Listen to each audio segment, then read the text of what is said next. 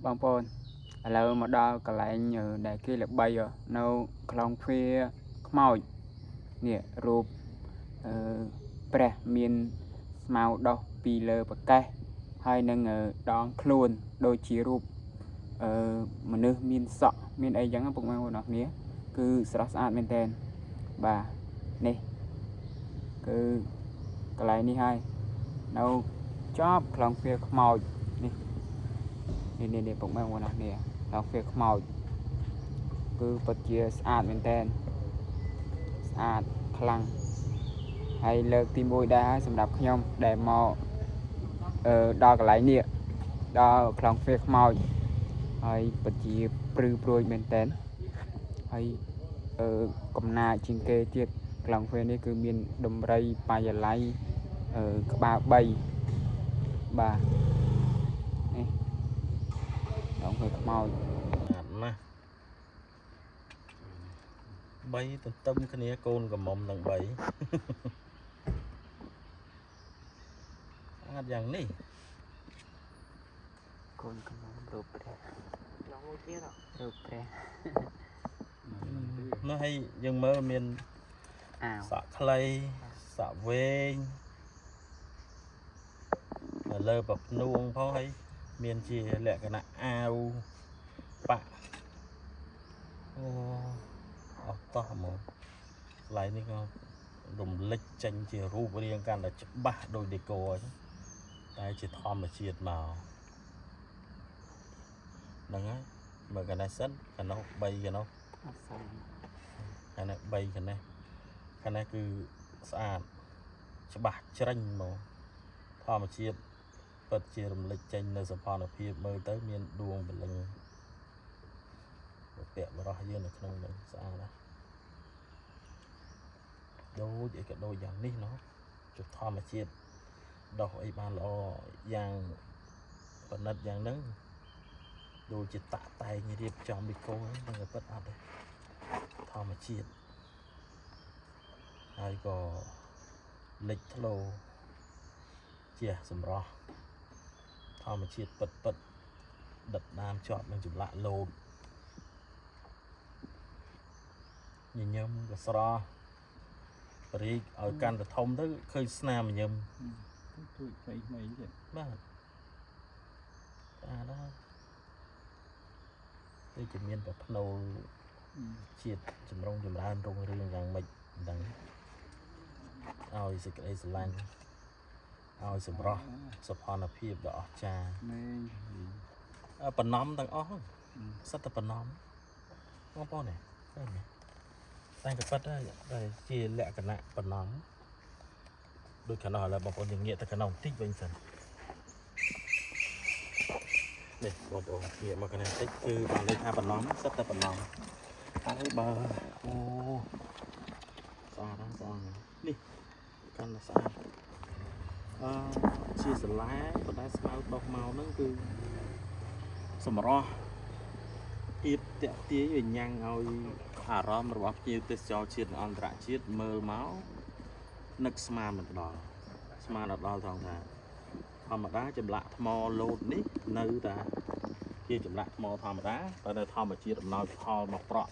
មកប្របមកគេហៅថាហេតុបណ្ដែតជាមួយនឹងវាទៅជាគ្រឿងគេហៅថាលំអបន្ថែមឲ្យភាពស្អាតនោះកាន់តែលេចធ្លោហើយបើយើងមើលពីលើចុះមកក្រោមវាហាក់បីដូចជាជ្រុះជ្រងចលងដងអូព្រៃភ្នំក្រំថ្មបតបដាក់មកដល់ខឿនខាងក្រោមនេះដូចជាអ្នកការពារទុកលំនឹងហើយមួយចឹងណាថ្មភ្នំថ្មដាចឹងណាស្អាតណាស់បងប្អូនតែរូបណាជាប្រុសរូបណាជាស្រីវាសកលអត់បានទេណាសិតតែមានប្រភ្នួងស្រីទេវរូបបន្នំថានោះជាមើលឃើញនេះចឹងគាត់ណាបាត់ប្រភេទទេបន្នំស្អាតដែរលោកអើយនេះមួយទៀតកាន់តែស្អាតបងប្អូនកុំភ្លេចមកដល់គោធំមួយយ៉ន់យើងមកខាងខ្លោងវាខ្មោចខាងទិសខាងកើតមកឃើញអ្នកអត់បានមកកន្លែងហ្នឹងហើយមិនបានមកឃើញរូបភាពនឹងទេស្ដាយក្រោយអស់មកជីវិតទៅ បងប្អូនស្ដាយក្រោយគួរសម្រស់អស់នេះមិនងាយនឹងកើតមានឡើងទេ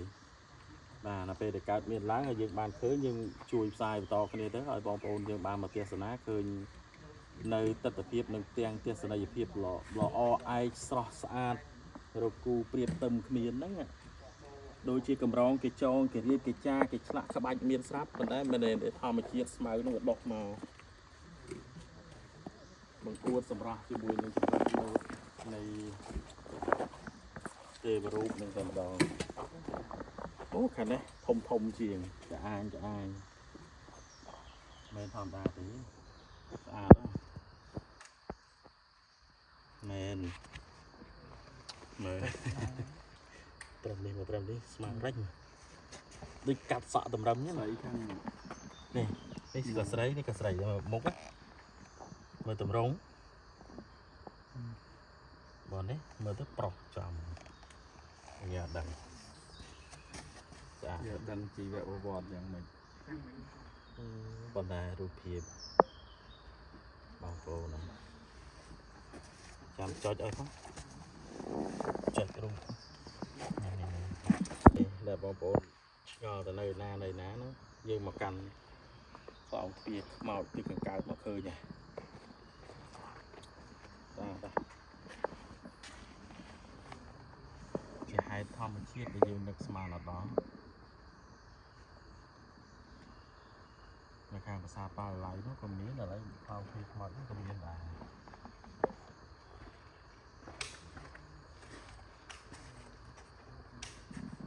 ស្អាតណាស់អ្នកបាត់ដំបងអ្នកកំពង់ធំ25ខេត្តក្រុងរាជធានីនៃរាជាណាចក្រកម្ពុជាយើងកុំភ្លេចជើញមកលេងអង្គរតូចអង្គរធំឬក៏ប្រាសាទផ្សេងកុំភ្លេចកន្លែងគួរចាប់អារម្មណ៍ទាក់ទាញខ្លាំងបំផុតបច្ចុប្បន្ននេះគឺខាងខ្លោងទ្វារខ្មោចហ្នឹងហើយអ្នកខ្លះបានដឹងទេអត់ដឹងអ្វីដែលសំខាន់អត់ចាប់អារម្មណ៍យើងចាប់អារម្មណ៍មើលឃើញប្លែកមែនទេណាមកកណ្ដប់មកកញ្ចប់នេះដោះមកស្អាតទៀតនេះបងប្អូននេះមិនមែនគេដាំទេមិនមែនគេដោះមិនមែនគេកាត់ទេគឺដោះចេញជារូបជារាងបំពាក់មកលើបោក្បាច់រចនាហ្នឹងបងនេះមិនមែនតែមកព្រះអង្គ1 2 3 4យើងតបដាក់អានេះបើតាមយើងគិត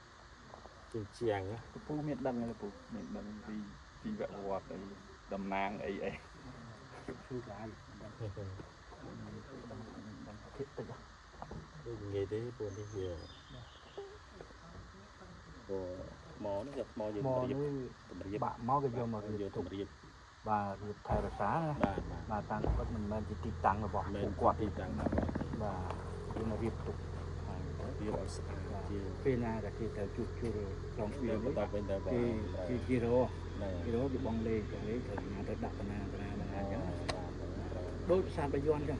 មកគេរឹបកោគេមកកោមកដុំទៅដល់ពេលទៅគេមើលដើរមើលអាណាត្រូវ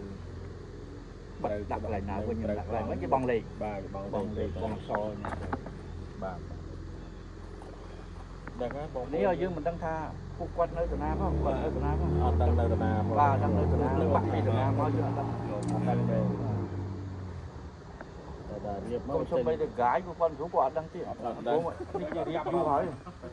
អានេះអាចរៀបតាំងពីសម័យបារាំងណាឬទឹកបាទសម័យបារាំងគាត់